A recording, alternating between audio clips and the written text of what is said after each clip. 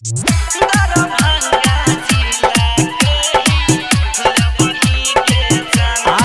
Music सोनी Darbhanga presents.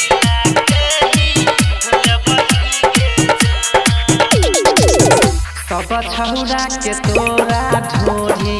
पर नजर गे ओठा लाली पजैतौ माझी सब बिगैर गे लहंगा उठा के तू त केकरा पर बिजुरी खा सब ही गे जान दरभंगा जिला के ही लेबही गे जान मधुबनी जिला के ही लेबही गे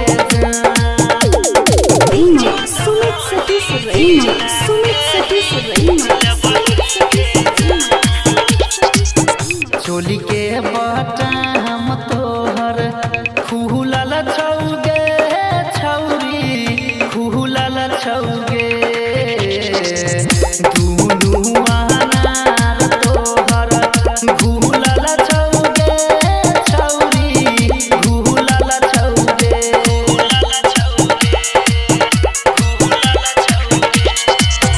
तोरा चोली के खजाना छौ देखी पूरा वो सब दीवाना छौ घर में बोला के बोलना केकरा से किली तू ठला देलही के जाना सहरसा जिला के ही लेबही के जाना सुपौल जिला के ही लेबही के जाना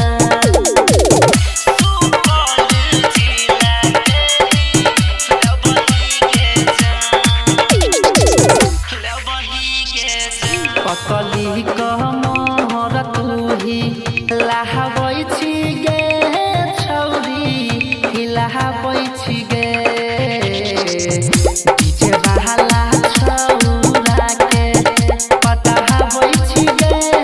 छौरी पटाबै छी गे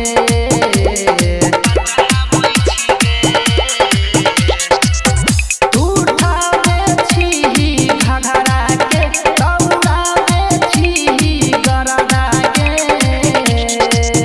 नीतीश गोविंद कृष्णा अनिल जी के तू छी खेबही गे जाना खगड़िया जिला के ही लेबही गे जाना